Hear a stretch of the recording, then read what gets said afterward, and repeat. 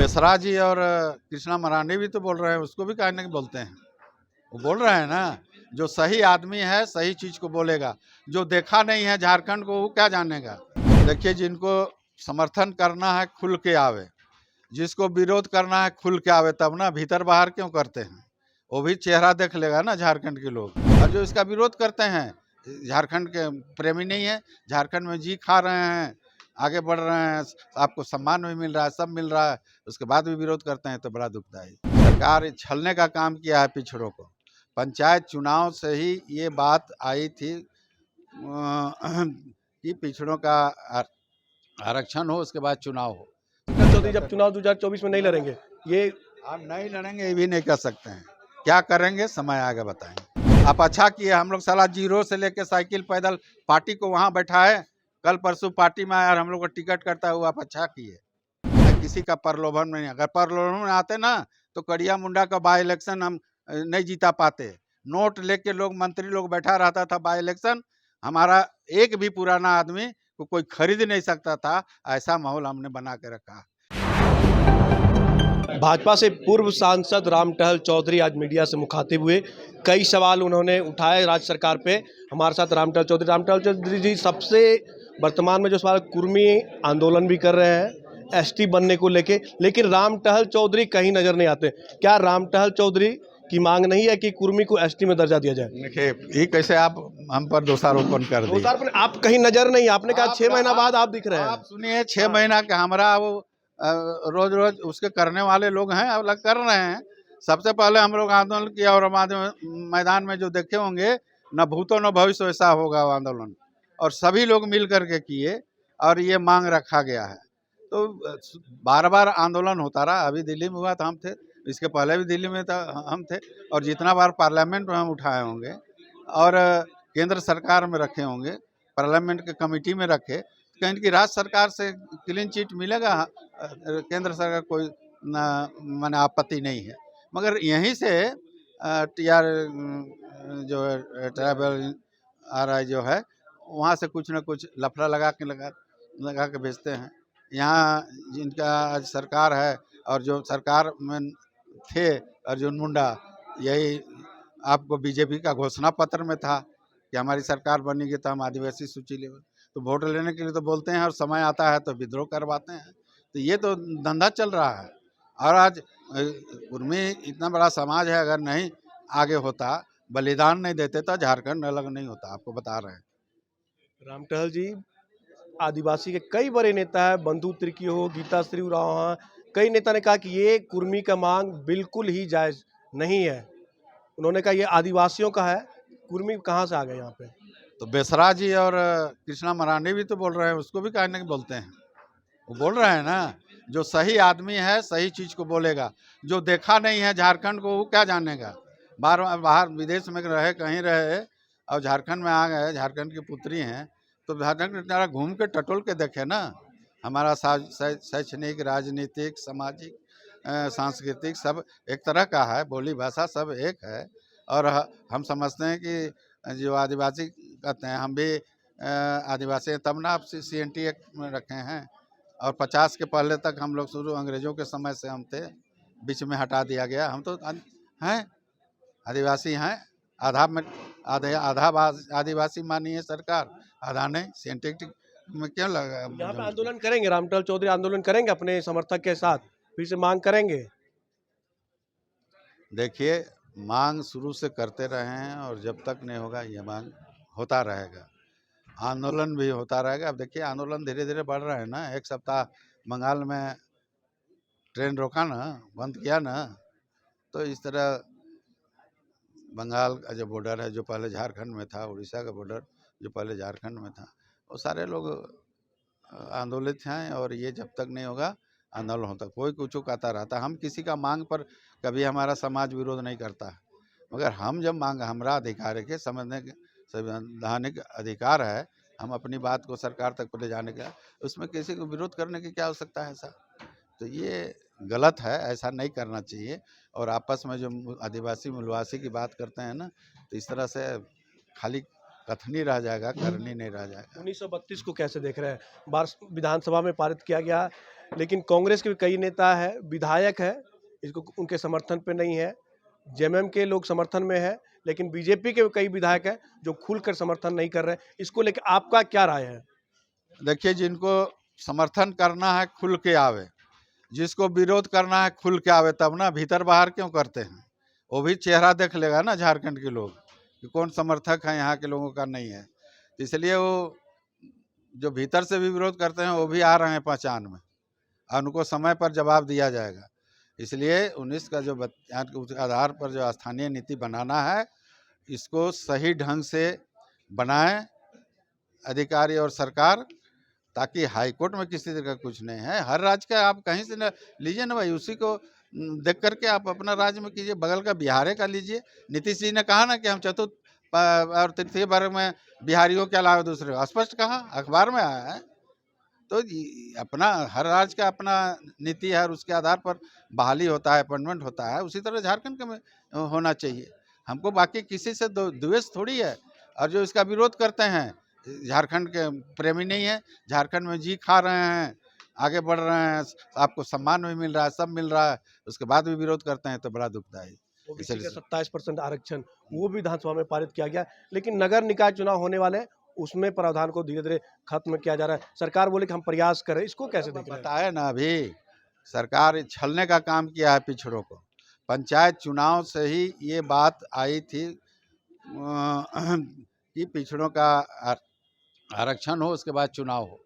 सरकार करवा दिया। अब नगर निकाय का चुनाव है, उसमें भी संशोधन नहीं किया। तो अभी आपको मध्य प्रदेश में इसी तरह का था, वहाँ सुप्रीम कोर्ट ने गया लोग, वहाँ निर्देश दिया कि नहीं, जब तक पिछड़ों का आरक्षण नहीं होगा चुनाव नहीं होगा। तो वहाँ हुआ। अभी कल परसों यूपी में यही सुप्रीम कोर्ट ने दिया है कि आप चुनाव नहीं करा सकते हैं, आप पहले सुधारिए, पिछड़ों का आरक्षण सुनिश्चित कीजिए, उसके बाद चुनाव कीजिए, नहीं उसके पहले चुनाव नहीं करा सकते हैं। ये परसों 4 रोज की बात है, सुप्रीम कोर्ट ने आदेश दिया। तो यहाँ की सरकार को भी ऐसे करे। और पिछड़ों का लात मारेंगे ना, पिछड़ों का संख्या बहुत है, आपको बता दे रहे हैं। और जिस दिन पिछड़ा बिगड़ जाएगा ना, तो फिर कहाँ चले जाएंगे तेलंगाना में पता नहीं है। मोदी जी तो बोलते हैं पिछड़ों क्या है, वो तो देश में पिछड़ों की राजनीति कर रहे हैं। कहने से नहीं होगा ना, पिछड़ों कहने से नहीं होगा। तो हमारा 27% से 14% हो, कहाँ मोदी जी देख रहे हैं? ना कोई देखना चाहिए ना। पिछड़े हैं और पिछड़ों का काम नहीं कीजिएगा तो फिर कहाँ रहेगा? कोई भी रहे, सबका काम दीजिए। सब, मेरा कहने का मतलब है किसी एक वर्ग का नहीं, सबका दीजिए, जिसका जिसका जो अधिकार है सबको लेके चलिए, समेट के चलिए, किसी का विरोध मत कीजिए। मैं उस सिद्धांत, मैं अटल जी का सिद्धांत का आदमी हूँ, अटल जी के सोच का, उनके मार्गदर्शन पर चलता हूँ। समझे ना? आज की राजनीति और अटल जी के समय के राजनीति में बहुत अंतर है। मैं उसको उनका श्रेय लेता हूँ और उनका विचारों के आधार पर चलता हूँ कि सबका सम्मान हो, सब मिलजुल के चलो, सबका कल्याण हो और विकास हो। आज जितना रोड देख रहे हैं, एक ही आदमी है इस मंत्रिमंडल में, वो है गडकरी, नितिन गडकरी। जो जितना आप देख रहे हैं रोड का विकास हुआ है पूरे देश में, अटल जी का प्लानिंग, अटल जी का योजना, जिसको ईमानदारी से काम किया है, तो नितिन गडकरी ईमानदारी की बात बोलते हैं और सही आदमी हैं। सरकार भी कहीं गलत करता है तो टोकते हैं, ऐसा नेता चाहिए। हाथ उठाओ नेता नहीं चाहिए कि हाँ में हाँ मिला है।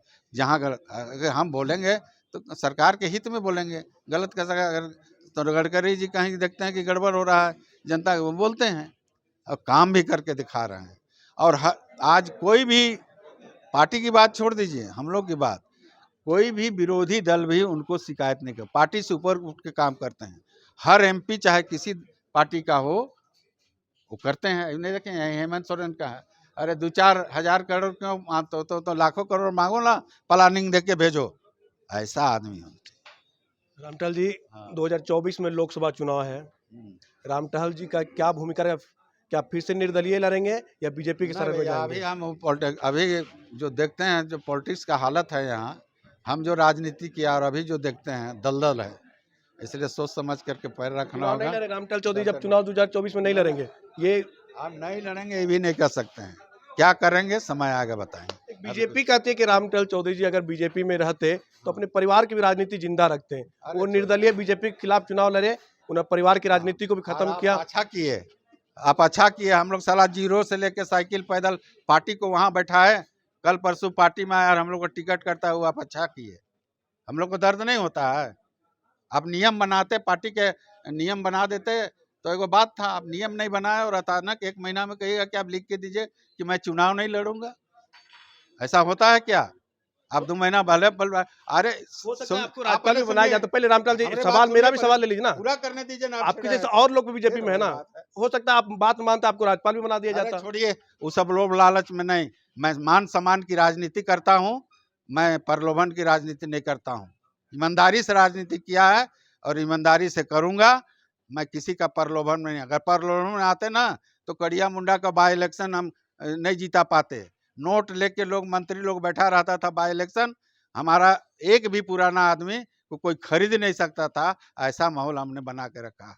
हम अपने चुनाव लड़े हैं तो मैं पैसों के बल पर नहीं लड़े हैं।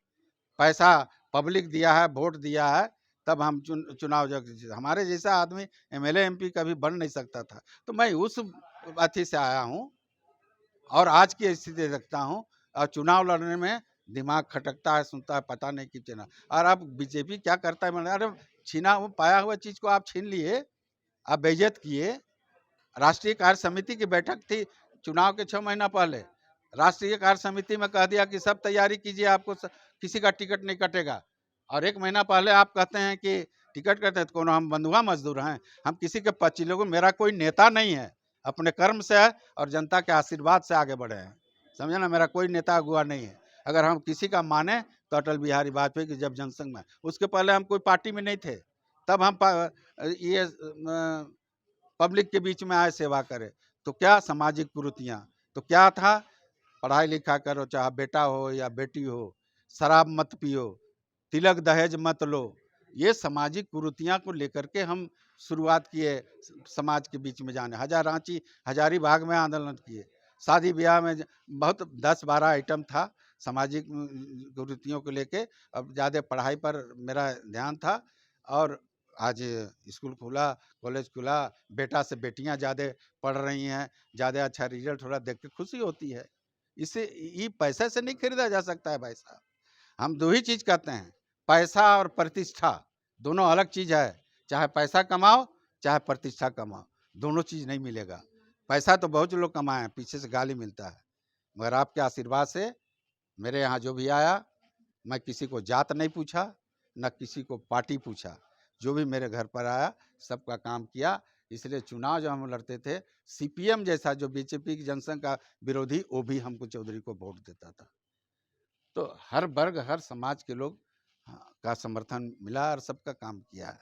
मैं उस अटल जी के राह पर चलने वाला आदमी हूँ। थोड़ा सा भी बीजेपी के लिए जगह रखते हैं अगर होगा, अगर रामपाल चौधरी जी। अब परिवार हैं, उसमें बीजेपी मेरा परिवार रहा पला। हम तो कहा कि जीरो से हम लोग साइकिल पैदल, उस समय रोड नहीं था, साइकिल में नहीं था, तब जनसंघ से शुरू किया। जनसंघ का पहला विधायक कांके से दिए, नैनी गोपाल मित्रा रांची से होते थे, वहाँ से हम होते थे।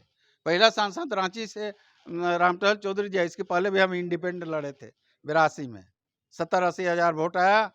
तब फिर उस समय लालू यादव हमको कहा, बोले यहाँ अभी भी है, आपको सुधीर प्रसाद डीसी थे, वर्मा जी कमिश्नर थे। तो बोले कि चौधरी जी को कहो कि हमारे टिकट से लड़ेंगे लालू यादव। 91 में सब बीजेपी वाला जानता है। तो हमको कहा कि आप लालू जी कह रहे हैं हमारे टिकट से लड़ने के लिए, तो आप लड़िए। तो हम कहा कि क्यों, हम भाजपा में, हम क्यों लालू जी के टिकट से लड़ेंगे। तो 2-3 बार कहा, हम नहीं बोल दिए। तो लालू यादव सीधे कहन कि हमारे से बात करावा। तो लालू यादव फ़ोन किए, कहन कि लालू यादव रउआ नहीं मानत, हम चाहता नहीं कि हमारे टिकट से लड़ी रहुआ, जीत निश्चित बा और 1 करोड़ रुपया रउआ के जमा कर देता नहीं बैंक में चुनाव। हम के लालू जी ये हमारे से न होई, हम तो बीजेपी में बानी, बीजेपी न टिकट दी तब हम सोचब, मगर हम बीजेपी में बानी तो हम बीजेपी से लड़ब। तो न जीतबा, हमकी मंजूर बा, प्रतिष्ठा तो न जाई, समझे नहीं। तो उस समय से लालू यादव हमको बहुत, उस समय 91 में 1 करोड़ रुपया कोई नहीं छोड़ता, समझे ना।